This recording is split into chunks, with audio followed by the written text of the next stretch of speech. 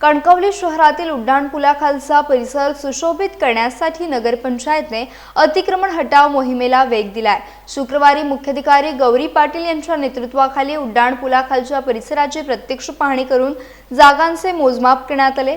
भाजी, फळ आणि फूल विक्रेत्यांसाठी प्रत्येकी 10 बाय 10 फूट जागा निश्चित करण्यात आली असून अनधिकृत स्टॉलधारक तसेच दीर्घकाळ उड्डाणपुलाखाली पार्किंग करून ठेवलेली वाहने मंगळवारपर्यंत हटवण्याच्या सूचना देण्यात आल्या। त्यानंतर ही अतिक्रमण कायम राहिल्यास आरटीओच्या सहकार्याने दंडात्मक कारवाई करून वाहने टोव करण्यात येणार असल्याचा इशारा प्रशासनाने दिला आहे। पहिल्या टप्प्यात अप्पासाहेब पटवर्धन चौक आणि नरवडे रोड लगतचा परिसर सुशोभित करण्यात येणार असून विक्रेत्यांसाठी पर्यायी जागांची तात्पुरती व्यवस्था करण्यात आली आहे। कोणालाही कायमस्वरूपी जागा दिली जाणार नसल्याचे देखील प्रशासनाने स्पष्ट केले आहे। दरम्यान 14 जुलै रोजी या सुशोभीकरण प्रकल्पाचे भूमिपूजन होणार असून या प्रकल्पात वॉकिंग ट्रॅक, मुलांसाठी खेळण्याची जागा, बसण्याची व्यवस्था तसेच विविध नागरी सुविधा विकसित करण्यात येणार आहेत। कारवाई दरम्यान कोणताही अनुचित प्रकार घडू नये म्हणून परिसरात पोलीस बंदोबस्त देखील तैनात करण्यात आला होता। आपल्याला म्हणजे मागे आपण 1 महिन्यापूर्वी जवळपास 1 महिना झाला त्यापूर्वी कारवाई केलेली आणि शहरामध्ये सुशोभीकरण करायचं आहेच आपल्याला। शहराचं जे बकालीकरण आहे ते कमी करण्यासाठी आपण मागची कारवाई केलेली आहे।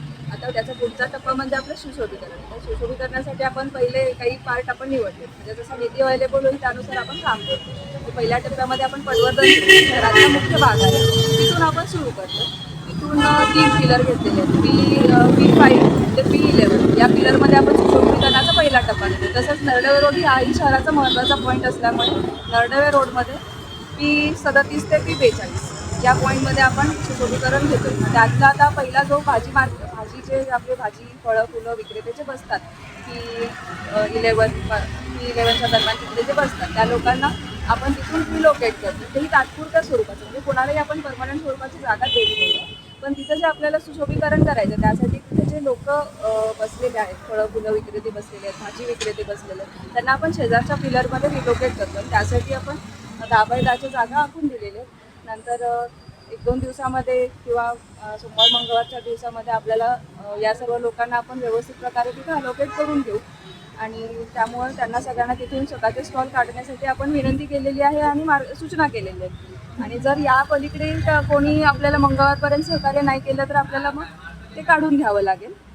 आणि पत्रकार बंधूंना आम्ही विनंती करतो की यांनी या सूचना आमच्या सर्वांपर्यंत पोहोचवाव्यात आणि तसंच आतापर्यंत तुमचं जे सहकार्य लाभलेलं आहे ते पुढेही आपल्याला लाभवत राहू अशी आमची अपेक्षा। वाहनांच्या संदर्भात काय निर्णय घेतला? वाहनांच्या संदर्भात सध्या आपण खूप दिवसांपासून जवळपास मागच्या वर्षभरापासून या बाबतीत बरीच कारवाई करण्याचा प्रयत्न केलेला होता। आरटीओ ऑफिसर येऊन गेले, त्यांनी बरेच प्रयत्न केलेले आहेत, पण इथली वाहनं काही निघत नाही। पण आता आपल्या या सुशोभीकरणाच्या मोहिमेमध्ये P42 ते P37 ते P42 मध्ये आता सध्या जी वाहनं लागलेली आहेत ती आपण तुमच्या पत्रकार बंधूंमार्फत आम्ही सर्वांना आवाहन करतो की वाहनं आपल्याला मंगळवारपर्यंत काढून मिळावीत आणि जर यांच्याकडून काढली गेली नाही तर आपण आरटीओ ऑफिसरकडून प्रत्येक वाहनांना दंड केला जाईल आणि तो करून वाहनं काढली जातील आणि इथलं सुशोभीकरण पूर्ण करण्यात येईल।